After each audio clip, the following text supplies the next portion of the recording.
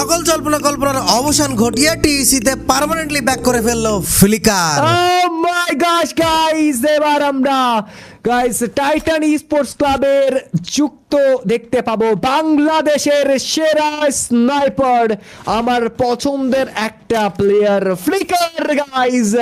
তবে কি এতদিন ধরে যেই গুঞ্জন চলছিল, আপনাদের সাথে যেই মজাটা করা হচ্ছিল, একদিক থেকে ফ্লিকার দেয় পোস্ট, অন্য দিক থেকে এক্সট্রিম এক্স তারাও দেয় ধন্যবাদ, এন্ড এট লাস্ট ফ্লিকার যুক্ত হয়েছে। পুরো বাংলাদেশ স্পোর্টস কমিউনিটি এই খবরটার জন্য ওয়েট করছিল। ফ্লিকারের পক্ষ থেকে আর ইএক্সির পক্ষ থেকে একটা পোস্ট দিয়ে যে কমিউনিটিতে উত্তাল ছড়িয়েছিল, পুরো অডিয়েন্সের মনে জাস্ট একটাই প্রশ্ন ছিল, ফ্লিকার কি টিইসিতে ব্যাক করবে? আর সেই সমস্ত জল্পনা কল্পনার অবসান ঘটিয়ে অবশেষে ফ্লিকার আমাদের জানিয়ে দিল যে সে তার পুরনো বাড়ি রেডক্স মানে টিইসিতে আবার ব্যাক করেছে। কিন্তু বিষয় হচ্ছে কমিউনিটির এখনো সবাই এটা জানে না, কারণ ফ্লিকার টিইসিতে ব্যাক করার পরে যে ম্যাচটা খেলেছে সেই লাইভ স্ট্রিমের সেই ম্যাচটা এখনো সবার কাছে পৌঁছায়নি। সো ফ্লিকার কিভাবে টিইসিতে ব্যাক করলো, কোন ম্যাচে টিইসির হয়ে ফ্লিকার খেলেছে, শুধুমাত্র এই ম্যাচে খেলেছে নাকি এখন থেকে পার্মানেন্টলি টিইসিতে খেলবে ফ্লিকার? আর সবচেয়ে বড় প্রশ্ন হচ্ছে ফ্লিকার কি ডাব্লিউসিতে টিইসির হয়ে খেলতে পারবে? এই সমস্ত প্রশ্নের উত্তর খোঁজার চেষ্টা করবো আমাদের আজকের ভিডিওতে। ভিডিওটা কিন্তু তোমাদের জন্য খুব ইম্পর্টেন্ট। যারা ফ্লিকার ফ্যান আছো, যারা টিইসি ফ্যান আছো, ইচ এন্ড এভরিওয়ান এখন এই ভিডিওতে লাইক করে দাও। আজকের ভিডিওর লাইক এম রাখলাম 3000। আমি জানি আমরা একটা গুড নিউজ তোমাদেরকে দিচ্ছি, অবশ্যই লাইক এম কমপ্লিট হয়ে যাবে। সো সবাই লাইক করে ভিডিও দেখতে বসে যাও। Let's start brother.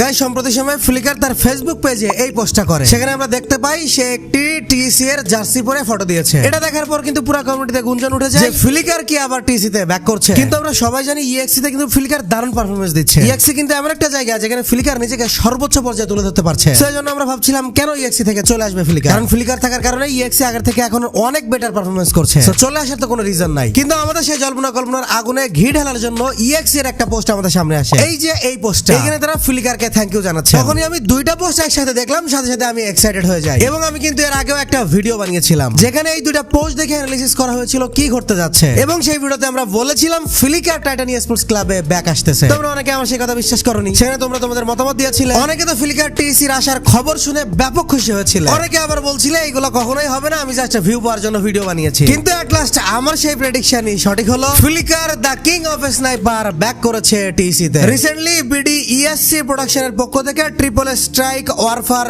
সিরিজের সিজন 1 হয়। এই সিজনের গ্র্যান্ড ফাইনালের চ্যাম্পিয়ন রাশ ম্যাচ ছিল এখান থেকে 2 দিন আগে, এবং সেই গ্র্যান্ড ফাইনালের একদম সর্বশেষ ম্যাচে আমরা টিইসির পক্ষ থেকে ফ্লিকারকে মাঠে নামতে দেখতে পাই। একদম একটা নাটকীয় ঘটনা ঘটে গিয়েছিল। আমরা তো কেউই এই ম্যাচটা দেখার আগে কখনোই জানতাম না যে ফ্লিকার টিইসির পক্ষ থেকে খেলছে। কিন্তু কালকে রাত্রে আমি আর আমার ছোট ভাই এই টুর্নামেন্টটা দেখতে শুরু করি। যেহেতু টিইসি আছে, বিডি টপ 1 আছে, বাংলাদেশের আরো বেস্ট কয়েকটা বড় বড় টিম আছে এবং একটা গ্র্যান্ড ফাইনাল। সো আমরা টুর্নামেন্টটা দেখতে শুরু করি। এক পর্যায়ে সর্বপ্রথম বাংলা ইউনিটি চ্যাম্পিয়ন রাশ অ্যাক্টিভ করে ফেলে, তারপর পরে টিইসি ও চ্যাম্পিয়ন রাশ অ্যাক্টিভ করে ফেলে। এবং সবচেয়ে বড় নাটকীয় যে ঘটনাটা ছিল যে টিইসি তে প্রথম থেকেই কিন্তু খেলছিল টিইসি রাহাত, এবং রাহাত থাকা অবস্থায় তারা চ্যাম্পিয়ন রাশ অ্যাক্টিভ করে। একটা পর্যায়ে টিইসির পাশাপাশি আরো কয়েকটা টিম, অর্থাৎ মোট প্রায় 4টা টিম চ্যাম্পিয়ন রাশ অ্যাক্টিভ করে ফেলে। লবি আরো হার্ড হইতে থাকে, এবং ওই টুর্নামেন্টের লাস্ট ম্যাচে হঠাৎই আমরা দেখি টিইসি রাহাতের জায়গায় মাঠে নেমেছে টিইসি ফ্লিকার। কোনো অ্যানাউন্সমেন্ট নেই, কোনো অফিশিয়াল নিউজ নেই, একদম সরাসরি মাঠেই নামলো ধামাকা। একদিক থেকে চ্যাম্পিয়ন হওয়ার জন্য লড়াই করা team Titan sports club, back সাইডে রুখে দিতে চায় ভাইপার এক্সটিও ফ্লিকার মাই ব্রাদার, সঠিক সময়ে সঠিক কান ডেজার্ট চাচ্ছেন ফ্রন্টে, এবং নেমেই যে পারফরম্যান্স দেখালো ফ্লিকার, বিশ্বাস করো তার জন্য পুরো স্পোর্টস কমিউনিটি আসলেই প্রস্তুত ছিল না। যার নাম হচ্ছে এক্সট্রিম এক্স থেকে Flicker my boy, but TEC Flicker, can he come up with something, can he give a damn good gameplay? Yes, that was a hit shot. Wow Flicker, what a shot! একের পর এক damage, একের পর এক hit shot, পুরো নাচিয়ে দিচ্ছেন মা। ও মা গো Flicker, you beauty, you beast. Guys, আমরা তো সবাই ফ্রি ফায়ার খেলি, আর ফ্রি ফায়ারের একটা অবিচ্ছেদ্য অংশ হচ্ছে free fire diamond. Free fire খেললে তোমার ফ্রি ফায়ার ডায়মন্ডস লাগবে, কিন্তু মোটামুটি ডায়মন্ড কিনতে যে আমাদের সবচেয়ে বড় প্রবলেম হয় দুই জায়গায়। প্রথমত, যে কোনো জায়গা থেকে ডায়মন্ড টপ করতে যে আমরা স্ক্যামের শিকার হই। দ্বিতীয় বিষয় হচ্ছে আমরা সবাই স্টুডেন্ট ভাই, ডায়মন্ডের যা দাম ওই টাকা আমাদের কাছে থাকে না। এই দুইটার সমাধান নিয়ে চলে আসলে তোমাদের জন্য দাদু টপ আপ। প্রথম প্রবলেমটা দাদু টপ আপ যেভাবে সলভ করছে সেটা হচ্ছে তোমরা এখান থেকে জাস্ট 1 সেকেন্ডের মধ্যে তোমাদের টপ আপ পেয়ে যাবা। এখানে স্ক্যাম হওয়ার কোনো সুযোগই নাই, আর যদি স্ক্যাম হয়ে থাকে তাও তাদের বিরুদ্ধে লিগ্যাল অ্যাকশন নেওয়া দেওয়ার কন্ট্রাক্ট আছে আমাদের কাছে। সো এখান থেকে তোমরা চোখ বন্ধ করে ডায়মন্ড টপ আপ করতে পারো। দ্বিতীয় যে প্রবলেম অর্থাৎ ডায়মন্ডের যে দাম সেটা তো আমাদের সবার কাছে থাকে না, সেটা সলভ করছে দাদু টপ আপ। এখানে তোমরা মাত্র 1 টাকায় 25 ডায়মন্ড, 9 টাকায় উইকলি লাইট এবং 129 টাকায় উইকলি পেয়ে যাবা। এইগুলা কিন্তু একটা অফার। এছাড়াও এখানে পাবো বাংলাদেশের মধ্যে সবথেকে কম দামে ডায়মন্ড। বিশ্বাস নয় তোমরা স্ক্রিনে দেখো, প্রত্যেকটা ডায়মন্ডের দাম বাংলাদেশের যে কোনো সাইটের থেকে অনেক কম। সবচেয়ে কম দামে এবং ট্রাস্টেডের সাথে ডায়মন্ড টপ করতে এখনই আমার ডেসক্রিপশন বক্স এবং পিন কমেন্ট থেকে চলে যাও দাদু টপ আপ। ওই মুহূর্তে লাইভ স্ট্রিম চলার সময় যারা মাঠে ফ্লিকারকে নামতে দেখেছে এবং ফ্লিকারের এই পারফরমেন্স দেখেছে, বিশ্বাস করো ভাই অ্যাজ এ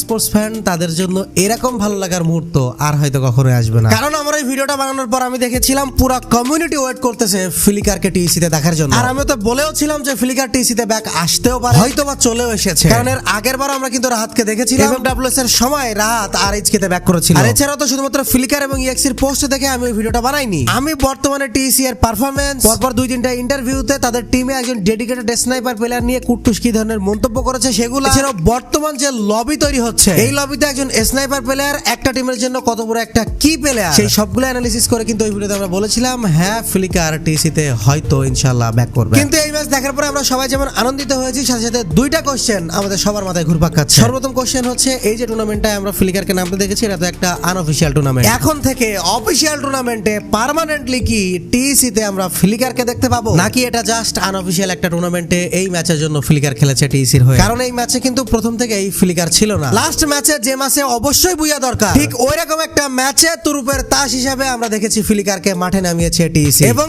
ফ্লিকার যেন একাই ওই ম্যাচে টিসির জন্য বুইয়া করে দিল। মানে নাটকীয় একটা জয় পেয়েছে টিসি আর নাটকীয় একটা মঞ্চ উপভোগ করেছি আমরা ওই দিন লাইভ স্ট্রিমে। আর এই খবরটা এখনো পর্যন্ত তোমরা জানো না, কমিউনিটি সবাই জানে না, কারণ ছিল এটা একটা আনঅফিশিয়াল টুর্নামেন্ট এবং সেই টুর্নামেন্টের এই যে চ্যাম্পিয়ন রাশ ফরম্যাটটা এটার শেষ ম্যাচ হয়েছিল প্রায় রাত 2টার সময়। ওই সময় most of the audience active ছিল না, তারপর এটা খুব ছোট একটা ইউটিউব চ্যানেল, তাদের মনে হয় 4000 এর মতো সাবস্ক্রাইবার, এইজন্য ওয়াচিংও ছিল খুব কম, 300-400 এর মতো ওয়াচিং ছিল। সো এই জন্য মূলত এই ঘটনাটা সবাই উপভোগ করতে পারেনি এবং টিসিতে যে ফ্লিকার ব্যাক করেছে এটা এখনো কমিউনিটিতে সবাই জানে না। তোমরা যারা টিসি ফ্যান আছো ফ্লিকারের ফ্যান আছো এখন এই ভিডিওটা সমস্ত জায়গায় শেয়ার করে জানিয়ে দাও কমিউনিটিকে যে আমাদের ফ্লিকার আমাদের নিজের ঘরে আবারও ব্যাক করেছে। এখনই ভিডিওটা শেয়ার করো ইচ এন্ড এভরিওয়ান। সো এবার চলো আমাদের সেই প্রশ্নের উত্তর খোঁজার চেষ্টা করি যে ফ্লিকার কি জাস্ট এই আনঅফিশিয়াল একটা টুর্নামেন্টে একটা ম্যাচ খেলার জন্য এসেছে নাকি এখন থেকেই পার্মানেন্টলি টিসির হয়ে খেলবে?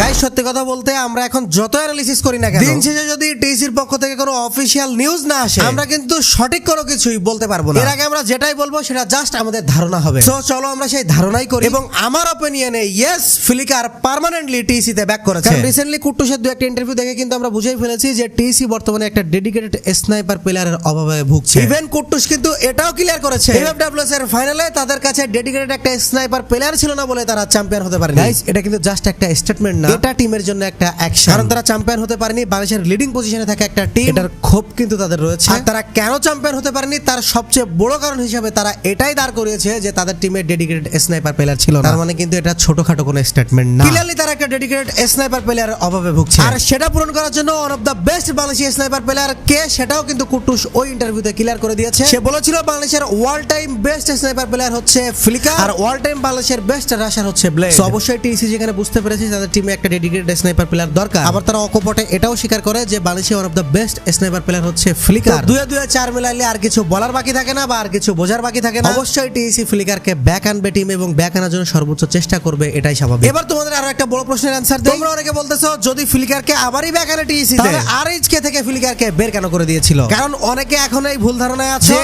টিসি রাহাতকে টিমে নিয়ে আসার জন্য ফ্লিকারকে বের করে দেওয়া হয়েছিল। গাইজ আমি কিন্তু পরপর 3টা-4টা ভিডিও বানিয়ে এটা তোমাদের ক্লিয়ার করেছি যে এই ধারণা তোমাদের ঠিক না। এইগুলা বিভিন্ন টক্সিক স্পোর্টস ফ্যান্সরা এই জিনিসগুলো বলছে। আরএইচকে থেকে ফ্লিকার বের হয়ে যাওয়ার ঘটনাটা সম্পূর্ণ ছিল ফ্লিকারের উপরে ডিপেন্ডেন্ট। ফ্লিকার কিন্তু বারবার এটা বলেছে, ইভেন আরএইচকে সমস্ত টিম মেম্বাররাও বারবার বলেছে যে ফ্লিকার নিজে থেকেই এই টিম থেকে বের হয়ে গিয়েছে। ইভেন কুট্টু সেটাও বলেছিল অন্য টিমে গিয়ে নিজেকে আরো ভালোভাবে মেলে ধরতে চায়, এই জন্য বের হয়ে গিয়েছে। আর এটা কিন্তু অলরেডি প্রুভেন, কারণ ইএক্সি তে গিয়ে ফ্লিকার কিন্তু দারুণভাবে নিজেকে মেলে ধরেছে, পারফরম্যান্স কয়েক গুণ আপডেট করেছে। আর যদি ঝামেলার কারণে বের হয়ে যেত বা আরএইচকে থেকে ফ্লিকারকে বের করে দেওয়া হতো তাহলে কিন্তু ফ্লিকার ফ্লিকারের ব্যাক আসার এই যে প্রসেস, এটা এতটা ইজি হইতো না গাইস। অফকোর্স আমার মনে হচ্ছে বা এটাই হয়তো বা কনফার্ম যে পার্মানেন্টলি এখন থেকে টিএসসি এর হয়ে খেলবে ফ্লিকার। তোমাদের কি মনে হচ্ছে এখনই কমেন্ট বক্সে জানাও। আর ইডব্লিউসি তে ফ্লিকার খেলতে পারবে কিনা এই বিষয়ে এখনো ধোঁয়াশা থেকেই যাচ্ছে, কারণ কি সেটা কিন্তু আমরা আগের ভিডিওতে সম্পূর্ণ অ্যানালাইসিস করেছি, ডিটেইলস বলেছি। ইডব্লিউসি এর অতীতের ইতিহাস, ইডব্লিউসি এর নিয়ম সবকিছু দেখেই কিন্তু বলা হয়েছে ইডব্লিউসি তে হয়তো ফ্লিকার খেলতে পারবে না। তবে বিষয়টা আগেরবারের এফএফডব্লিউএস এর অল সিরিজের মতোই হবে। আগেরবার এফএফডব্লিউএস এর অল সিরিজে কিন্তু আরএইচকে টিমে রাহাত এসেছিল, কিন্তু রাহাত কিন্তু অল সিরিজে খেলেনি। অল সিরিজের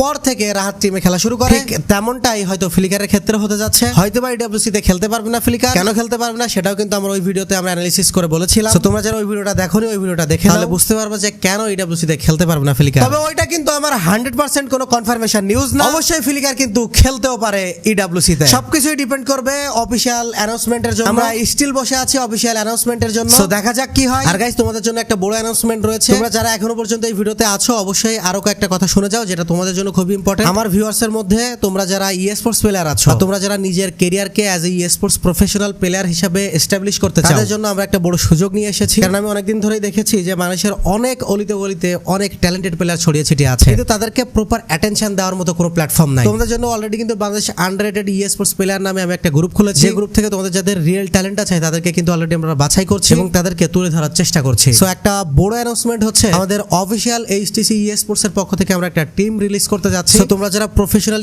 স্পোর্টস প্লেয়ার আছো বা তোমাদের স্কিল আছে, টুর্নামেন্টের এক্সপেরিয়েন্স আছে, কিন্তু বড় কোনো টিমে নাম লেখাইতে পারছো না বা নিজেকে মেলে ধরতে পারছো না, তারা কিন্তু আমাদের ডেসক্রিপশন বক্স থেকে আমাদের মেইলে মেল করতে পারো। আমাদের এইচটিসি স্পোর্টস এর অফিশিয়াল টিমে তোমাকে ইনক্লুড করা হতে পারে এবং এইচটিসি এর অফিশিয়াল টিম মেম্বার হয়ে তুমি কাঁপাইতে পারো পুরো অফিশিয়াল টুর্নামেন্ট। সেটা কিন্তু তোমাদের জন্য অনেক বড় একটা সুযোগ। যারা ট্যালেন্টেড স্পোর্টস প্লেয়ার আছে তারা অবশ্যই ডেসক্রিপশন বক্স থেকে আমাদের মেইলে মেল করো। মেল করার নিয়ম আমি বলে দিচ্ছি, উল্টাপাল্টা মেইল করলে আমরা কিন্তু তাকে নিতে পারবো না। আমাদের একটা ডেডিকেটেড টিম দেওয়া হয়েছে, তোমাদের মেইলগুলো ভেরিফাই করে চেক করে যারা অথেন্টিক প্লেয়ার আছো শুধুমাত্র তাদেরকেই টুর্নামেন্টের জন্য ডাকা বা ট্রায়ালের জন্য ডাকা। দেন ট্রায়াল শেষে তোমরা অফিশিয়াল একটা গ্রুপে জয়েন হতে পারবে। সেই গ্রুপ থেকে অফিশিয়াল 6 জনকে নিয়ে আমাদের একটা স্কোয়াড রিলিজ করা হবে। সো মোটামুটি 3টা ধাপ তোমাদেরকে পেরোতে হবে। সর্বপ্রথম ধাপ হচ্ছে মেইল করা। মেইল করার নিয়ম আমি তোমাদের বলে দিচ্ছি। সর্বপ্রথম তোমরা যে একজন প্রফেশনাল স্পোর্টস প্লেয়ার হিসেবে আমাদের টিমে জয়েন হতে চাও সেটা লিখবে। তারপরে তোমাদের নাম লিখবে, তোমাদের জেলা লিখবে, তোমার টুর্নামেন্ট খেলার কোনো এক্সপিরিয়েন্স আছে কিনা সেটা লিখবে। অবশ্যই এক্সপিরিয়েন্সড প্লেয়ারদেরকেই বেশি গুরুত্ব দেওয়া হবে। এরপর তোমার স্পোর্টস প্লেয়ার হিসেবে নিজের রোল লিখবে এবং শেষে ছোট্ট একটা তোমার গেম প্লে যদি অ্যাটাচ করতে পারো তাহলে সবচেয়ে বেশি ভালো হয়। ইমেলে যদি ছোট্ট তোমার একটা গেম প্লের হাইলাইটস দিতে পারো, না দিতে পারলেও সমস্যা নাই, তবে যারা দিতে পারবে তাদেরকে বেশি প্রায়োরিটি দেওয়া হবে। এটা হচ্ছে তোমাদের প্রথম ধাপ। সো গাইস, আর অবশ্যই তোমরা যারা এখনো পর্যন্ত ভিডিওতে আছো অবশ্যই ইচ এন্ড এভরিওয়ান এখন থেকে টপ আপ করবো জাস্ট একটা সাইট থেকে, সেটা হলো দাদু টপ আপ। দাদু টপ আপ কিন্তু বাংলাদেশের ওয়ান অফ দ্য একটা বিগ সাইট। বিগত 4-5 বছর ধরে তারা ডায়মন্ড সেল করে আসতেছে, আজও পর্যন্ত তাদের নামে কোনো ক্লেমই নাই। তো সবচেয়ে কম দামে এবং সব থেকে ট্রাস্টেডের সাথে ডায়মন্ড টপ আপ করতে এবং সবচেয়ে দ্রুত সময় ডায়মন্ড টপ আপ করতে এখনই চলে যাও দাদু টপ আপে।